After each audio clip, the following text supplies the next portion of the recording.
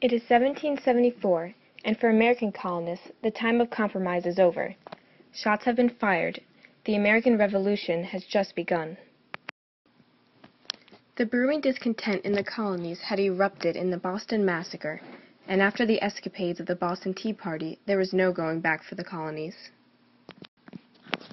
While Boston suffered the consequences of rebellion, the other colonies gathered to address the coming war. On September 5, 1774, 65 representatives met in Philadelphia. This meeting became known as the Continental Congress. It is the earliest form of American democracy. Among them are John Adams, James Madison, and George Washington. They decide that any British attack on any colony will be seen as an act of war. The colonies would stand together as they prepared for battle.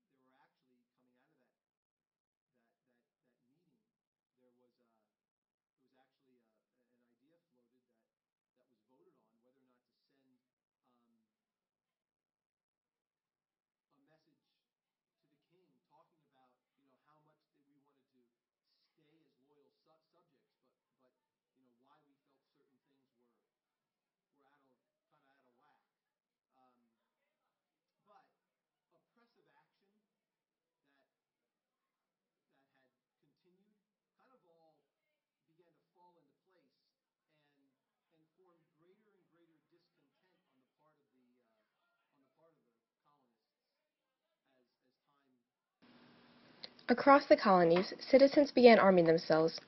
They were not trained soldiers, but normal people, farmers, shopkeepers, and blacksmiths.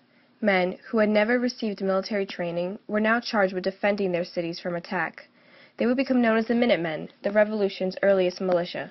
They could be called upon if British troops are spotted, but compared to the highly trained professionals comprising England's army, these ragtag soldiers don't look like they stand a chance.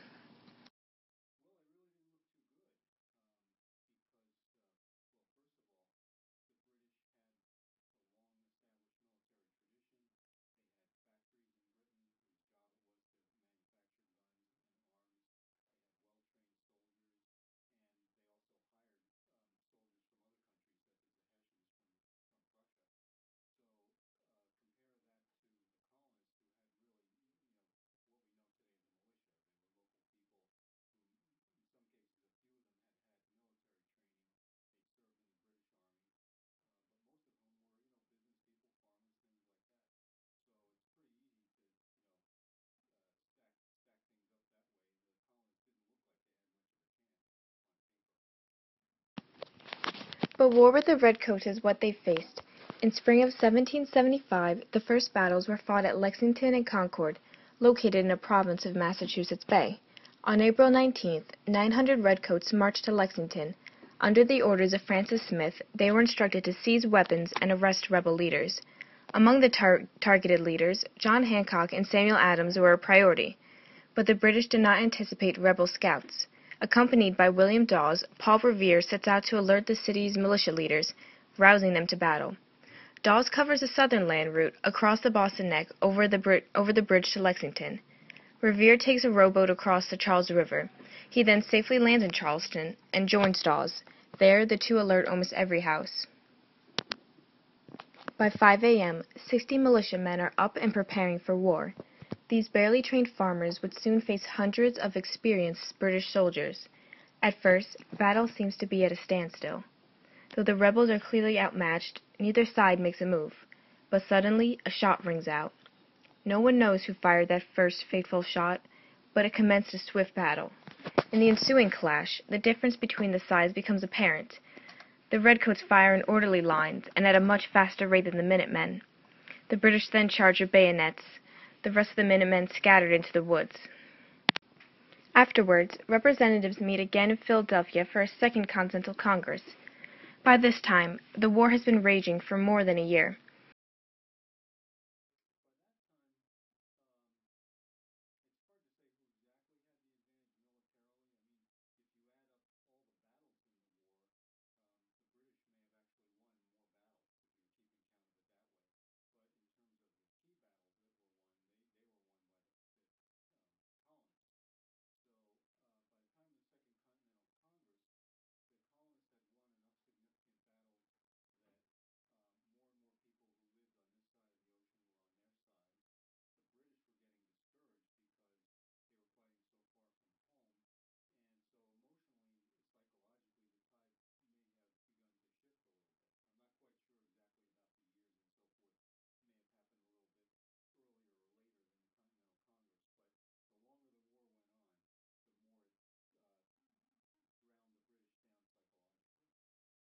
Unlike the haphazard Boston Massacre, Lexington and Concord proved to be legitimate warfare with Britain. To face the advancing English army, the men agreed to set up the Continental Army. George Washington of Virginia was commissioned as acting commander. To pay for expenses, the Congress authorized the printing of money. A committee to negotiate foreign alliances was also created. But the most significant step forward was voting to declare independence.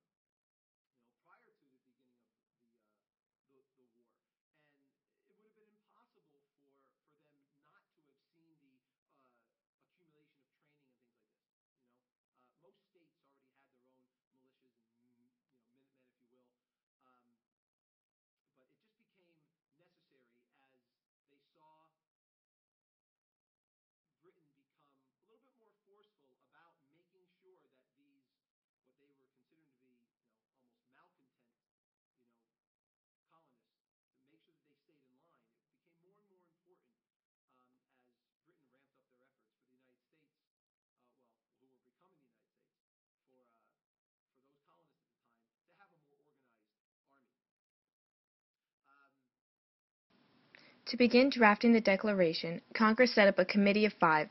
It comprised of John Adams, Robert R. Livingston, Benjamin Franklin, Roger Sherman, and Thomas Jefferson. Though the committee leaned towards Adams writing the draft, he convinced them Jefferson was the man for the job. The Declaration proclaimed that the 13 colonies now regarded themselves as independent states. It acted as a formal explanation to the July 2nd vote for independence. The grievances against England are clearly stated. Without rights, Jefferson states, the people should be able to govern themselves. This supports his emphasis on popular sovereignty, the principle that the power of the government should come from those governed. He also included the right to abolish an unfair government. The colonists were not taking the chance of being under a tyrannical government again. Congress spends 2 days editing Jefferson's finished drafts. On July 4, 1776, Congress approves the wording and sends the Declaration for publication. Independence has been officially adopted. Though doing so, they knew they risked death.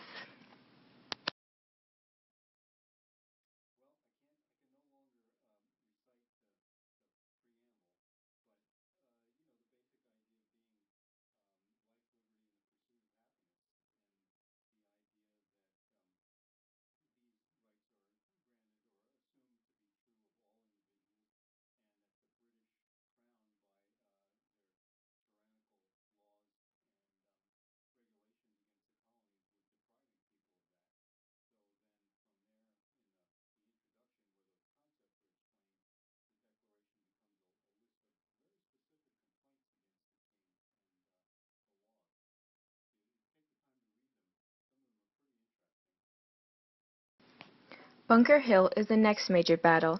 It actually takes place in and around Breed's Hill, which is located in Charleston section of Boston. But the battle is named after the nearby Bunker Hill. It takes place on January 17, 1775.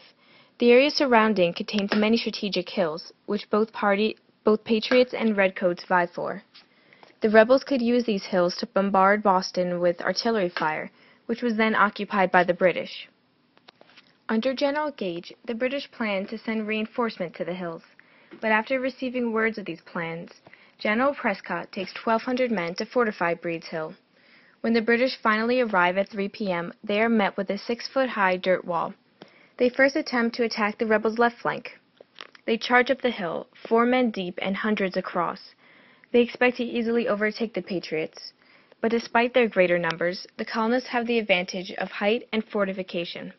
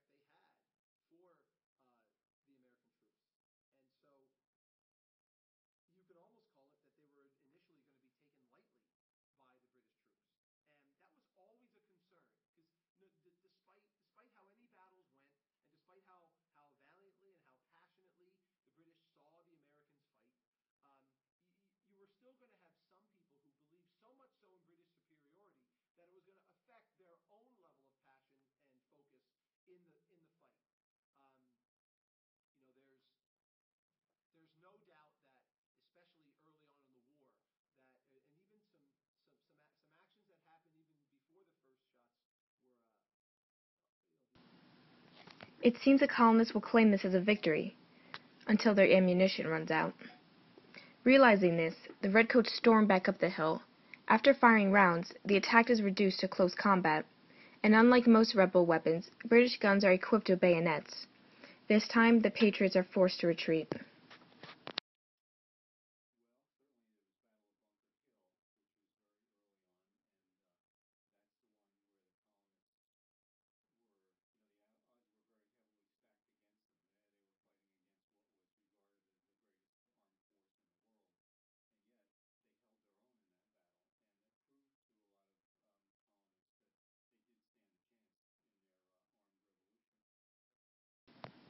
British losses are great, though.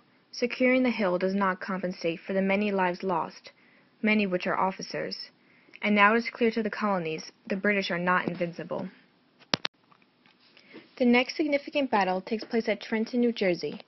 On Christmas Eve, Washington leads his men across the Delaware River.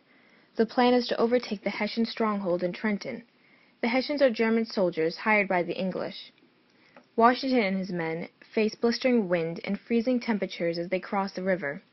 They land at 3 a.m., 4 hours behind schedule. After disembarking, they march to the fort. Barely equipped for the harsh weather, his troops suffer. But they continue onward. The Americans had previously suffered many defeats. A victory against the Hessians was crucial to morale. Soon they surround the fort. Trenton was a small settlement, and like many colonial towns, it lacked city walls. The Hessian officer, Johann Rall, ignored advice to make fortifications. This would prove to be a disastrous mistake. Washington orders troops to block the Hessian escape route. Under fire from all sides, the Hessians cannot organize. Their resistance collapses. It is a decisive victory for the colonists. Victories like Trenton empowered the Revolution. These battles proved the once ragtag militia had transformed into a legitimate threat to England. They would not stand until they were dead or free, though after these early battles, the Patriots still had a long trek to liberty.